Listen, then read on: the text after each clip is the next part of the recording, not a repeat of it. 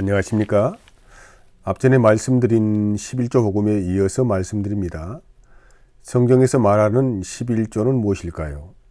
아브라함의 조카 롯이 살고 있는 땅에 전쟁이 있었고 이 전쟁으로 인해 롯의 가족은 전쟁 포로로 끌려가게 되었습니다. 더불어서 모든 재산도 약탈당하였습니다. 이 소식을 들은 아브라함은 집에서 기르고 훈련시킨 318명을 이끌고 무모한 추격전을 시작했습니다. 하지만 이들이 상대하는 적은 만만한 상대가 아니었습니다. 무려 4개국이 연합한 강한 군대였기 때문입니다. 이런 무모한 싸움에서 아브라함의 군대는 급습하여 들어가 빼앗긴 재물은 물론 포로들을 다 찾아 돌아오는 큰 승리를 하였습니다. 이런 생명을 담보로 한 무모한 싸움에서 아브라함은 어떻게 승리를 할 수가 있었을까요? 우리는 항상 이론적 추론을 앞세우지 말고 성경적 근거를 찾아가야 합니다. 제 생각에는 아브라함 혼자 단독으로 적진에 뛰어들었다고 하더라도 아브라함이 반드시 승리했다는 것입니다. 왜냐하면 그는 이미 여호와 하나님으로부터 자손을 약속받은 언약의 사람이었기 때문입니다. 그래서 그는 어떠한 위험을 만나도 하나님의 언약이 성취되기 전에는 죽을 수가 없는 사람입니다. 창세기 12장의 기록을 통하여 한 가지 예를 들어본다면 가나안 땅에 기근이 심하여서 아브라함 일행이 애굽 땅까지 내려가 살게 되었는데 애굽의 왕 바로가 아브라함의 아내 사라가 마음에 들어서 첩으로 삼으려고 할 때에 하나님이 급하게 개입하셨고 사라의 순결을 보호하시기 위해서 바로의 집에 큰 재앙을 내리셨습니다. 이같이 이 전쟁은 이미 아브라함 자신의 싸움을 넘은 여호와의 전쟁이 된 것입니다. 이렇게 전쟁에서 승리하고 빼앗긴 물품과 포로된 자들을 데리고 돌아올 때에 멜기세덱이라고 불리는 살렘의 왕이 떡과 포도주를 가지고 승리한 아브라함을 축복을 하였습니다. 이때 멜기세덱이 아브라함을 축복한 축복문이 창세기 14장 19절 20절 말씀을 보면은 아브라함의 군대가 싸움에서 이긴 것은 하나님이 붙여주셨기 때문이라고 말했습니다. 하나님께서 붙이셔서 하나님 자신을 나타내시려는 의도된 전쟁이기에 아무리 적이 강하더라도 반드시 이기는 전쟁이라는 뜻입니다. 그리고 멜기세덱이 아브라함에게 준 떡과 포도주는 훗날에 새 언약의 완성으로 오시는 예수 그리스도께서 마지막 성만찬을 하시면서 제자들에게 나누어 주신 떡과 포도주로서 예수님 자신의 살과 피를 드리는 십자가 언약의 성취로 연결이 됩니다. 여기에서 우리는 11조의 의미를 찾을 수가 있습니다. 아브라함이 이 싸움을 통하여 알게 된 것은 아브라함의 실력으로는 이 싸움은 패배하고 죽임을 당해야 하는 싸움이었다는 것입니다. 하지만 여호와 하나님이 홀로 싸우셔서 그의 생명을 보호하시고 승리를 안겨준 전쟁이었다는 것입니다. 그래서 그는 다시 찾은 재물 중 10분의 1을 구별하여 지극히 높은 제사장인 멜기세덱에 드렸고 나머지는 부끄러운 부를 얻었다고 할까 봐서 털끝 하나 되지 않고 소돔 왕에게 다 돌려주었습니다. 아브라함의 11조의 근본은 자신의 생명이 하나님의 것이라는 것을 시인하는 신앙의 고백이 분명하였습니다. 두 번째는 모세 율법 안에 사는 이스라엘 백성들이 네이지파에게 11조를 바치는 것으로 이어집니다. 하나님은 네이지파에게 땅을 분배하지 않으셨고 하나님 자신이 그들의 유산이 되신다고 하셨습니다. 여호수아서 13장 33절입니다. 오직 네이지파에게는 모세가 기업을 주지 아니하였으니 이는 그들에게 말씀하신 것과 같이 이스라엘의 하나님 여호와께서 그들의 기업이 되심이었더라. 멜기세덱과 네이지파의 공통점은 제사장의 역할입니다. 제사장의 주된 사역은 이스라엘에 속한 백성들의 죄를 율법을 통해 보게 하시고 제사장의 주된 사역은 이스라엘에 속한 백성들의 죄를 율법을 통해 보게 하고 하나님으로부터 죄인들의 죄를 용서받는 의식을 치르는 매개체 역할이었습니다. 이를 위해 죄인들의 생명값을 대신하여 죄 없는 짐승을 잡아서 하나님께 희생 제사를 드리는 의식을 일생 동안 반복하는 일이 레위인들이 해야 할 일이었습니다. 백성들은 이런 의식을 통하여 죄를 용서받고 그 대가로 생명을 보전받았을 뿐만 아니라 하나님과 화목하게 되었습니다. 히브리서 7장 4절 6절입니다. 이 사람이 얼마나 높은가를 생각하여 보라.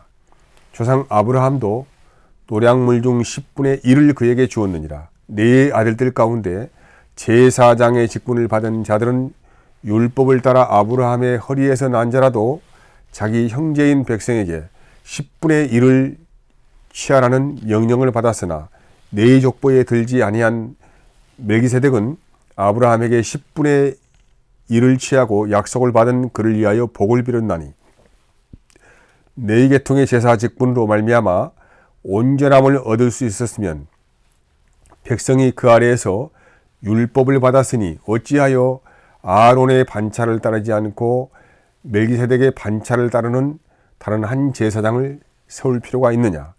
이와 같이 11조를 드리는 것은 하나님이 세우신 한 제사장의 희생 제물을 통하여 살리심을 받았다는 고백이 분명합니다. 그래서 이제 11조는 불멸의 생명으로 오신 영원한 대제사장 되신 예수께서 십자가에 오르셔서 모든 인생들의 무덤인 저주와 죽음의 세력을 멸망시키고 승리하셔서 그 승리를 자녀들에게 안겨준 전쟁이라는 것입니다. 이 일을 위해서 주님이 그 값을 치르신 것입니다. 그러면 주님이 값을 치고 사셨다면 우리는 누구의 소유가 됩니까? 그리스도인의 생명은 하나님의 소유가 되어버린 것입니다. 그래서 11조의 완성은 예수 그리스도입니다. 신자는 이미 자신의 몸으로 죄인들을 위하여 완전한 11조를 드리신 예수 그리스도를 믿는 믿음 안에서 오직 그분의 은혜로 살리심을 받은 복으로 사는 자들입니다. 이것이 성경 전체에 흐르고 있는 여호와의 전쟁입니다. 이 여호와의 전쟁을 우리 주님이 홀로 십자가에서 싸우셔서 우리를 구원하신 것을 말씀하고 있는 것입니다. 만약 11조가 10개 중에 하나만 하나님의 것이고 나머지는 내 것이라는 의미로 드려진다면 우리는 부끄러운 부를 얻는 것이 됩니다. 그래서 하나님은 이스라엘의 모든 처음 난 것이 하나님의 것이라고 하신 것입니다. 이런 의미에서 구약의 레위지파는 모든 장자를 대신한 11조였습니다. 하지만 레위지파가 완전한 제사장의 역할을 하기에는 많은 연약함이 있습니다. 그들도 죄악에 휩싸여 살아가며 자신들 앞가름하기도 어려운 인간의 한계 안에서 살아갔다는 것이고 또 죽음 앞에서는 모두 무력한 자들이기 때문입니다. 그러므로 성경은 레위지파가 아닌 멜기세덱의 계보를 그대로 가지고 오신 분이 누구이신가에 대해서 말씀하고 있다는 것입니다. 그분은 하나님이 예비하신 율법으로도 흠이 없고 완전하신 불멸의 영원한 생명을 가지신 완전한 제사장으로 오신 예수 그리스도이십니다. 따라서 홀로 자신의 몸을 11조로 드리신 예수님이 마음 안에 와 계신 것을 알고 믿는 사람들은 완전한 11조를 이미 드려버린 것입니다. 마태복음 23장 23절을 보면은 유대인들은 하나님께 복을 받아 살아보겠다고 텃밭에서 길려온 채소까지 섬세하게 계산해서 11조를 드렸습니다. 그런데 예수님은 말씀하셨습니다. 율법대로 너희가 11조는 잘 하면서 더 중요한 정의와 긍휼과 믿음을 왜 버리고 사느냐고 말입니다. 이 말씀은 왜 정의와 긍휼과 믿음을 가지고 오신 11조 대신 예수님은 보지 못하느냐는 말씀입니다. 예수께서 모든 율법과 하나님이 보내신 뜻을 십자가에서 다 이루었다는 고백을 하시면서 운명을 하셨습니다. 그래서 예수님이 율법의 마침이 되신 것입니다. 이같이 율법이 가리키고 인도하는 것은 예수 그리스도이십니다. 갈라디아서 3장 23절에서 24절입니다. 믿음이 오기 전에 우리는 율법 아래 매인바되고 계시될 믿음의 때까지 갇혔느니라. 이같이 율법이 우리를 그리스도께로 인도하는 초등교사가 되어 우리로 하여금 믿음으로 말미암아 의롭다함을 얻게 하려 함이라. 제가 이런 말씀을 드리면 돈에 민감한 분들이나 그동안 11조 하는 것에 부담을 가지신 분들은 안도의 숨을 내쉬면서 11조의 죄책감에서 벗어났다고 생각하실 수도 있습니다. 하지만 아셔야 합니다. 하나님 앞에 11조 하는 것도 부담스럽고 어려웠던 분들이 어떻게 자신의 생명 전부가 하나님의 것이라고 고백하며 살 수 있겠느냐는 것입니다. 사실 신앙생활에 가장 부담을 느끼는 것이 아마 11조일 것입니다. 그리고 인터넷에서 교회를 비판하는 사람들의 대다수가 헌금에 대한 비판입니다. 그만큼 사람들은 돈에 대단히 민감하다는 것입니다. 그러나 성경은 말합니다.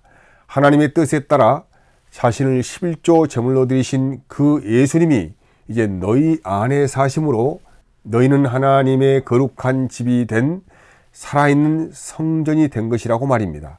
집은 그 주인이 살기 위해 지은 것이 분명합니다.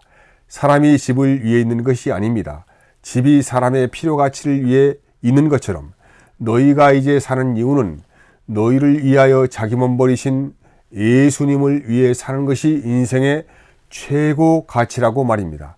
이제 말씀이 이해가 되셨다면 오늘 중요한 결단을 하실 수 있기를 바랍니다. 지금까지 11조 하시면서 자기의 의무를 다했다고 생각하셨다면 그것으로 신앙의 안위를 삼지 말아야 한다는 것입니다.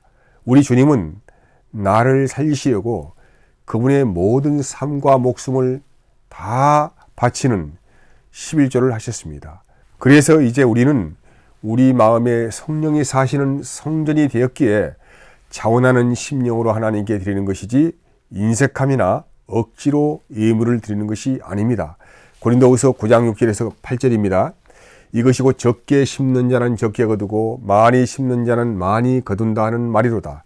각각 그 마음에 정한 대로 할 것이요 인색함으로나 억지로 하지 말지니 하나님은 즐겨내는 자를 사랑하시느니라.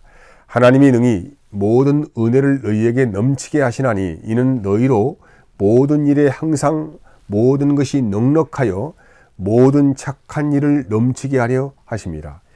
이제 주님은 11조의 의무를 우리에게 요구하지 않습니다. 왜냐하면 이제 우리는 살아도 죽어도 주님 안에서 생명으로 사는 은혜를 주셨기 때문입니다. 나는 이미 주님의 것이 되어버렸다는 것입니다. 여러분, 이제 주님의 몸된 교회를 돌아보시면서 심에 지나치도록 하여도 십자가의 은혜 안에 사는 사람은 넉넉한 마음으로 기뻐할 수 있습니다. 또한 어려워서 드리지 못한다고 부담스러워할 필요도 없습니다. 모든 사람들은 각기 받은 은혜 안에서 주님을 사랑하는 만큼 예수께서 행하셨던 착한 일을 하기 위해 헌신하기 때문입니다. 그럼 또 다음 시간에 만나겠습니다. 사랑합니다. 안녕히 계시기 바랍니다.